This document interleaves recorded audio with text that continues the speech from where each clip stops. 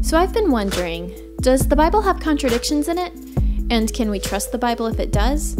Well, first we have to ask, what is a contradiction?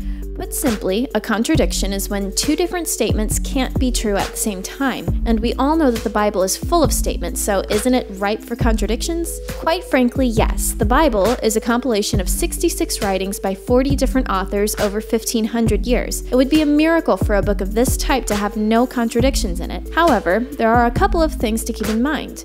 First, not every two statements that say something different are contradictions. Sometimes they're just differences. For instance, let's say you went to dinner and a movie with a friend.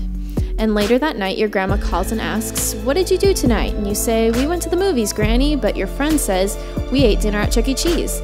Are those two statements really contradictions? No, both of those things are true in the same way there are many statements like this in the Bible. So there may be differences in the Bible that aren't necessarily contradictions. Second, context is everything. Two statements may seem like they are contradictions until you dig deeper into the surrounding context of the passage in order to more thoroughly understand what those statements are really saying. And finally, it is important to understand that even if there are actual contradictions in the Bible, that doesn't mean that Christianity is false.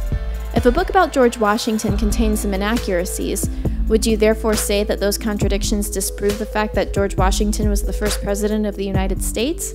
Of course not. Small contradictions wouldn't deny the truthfulness of the big picture that the Bible is trying to tell us. The Bible.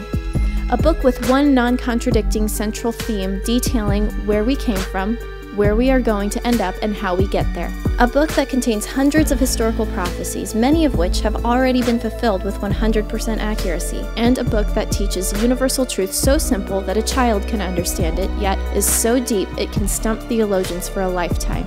If you guys have more questions, comment them below. We'd love to hear from you, so like and subscribe, give a thumbs up. And if you want more answers, head on over to maventruth.com.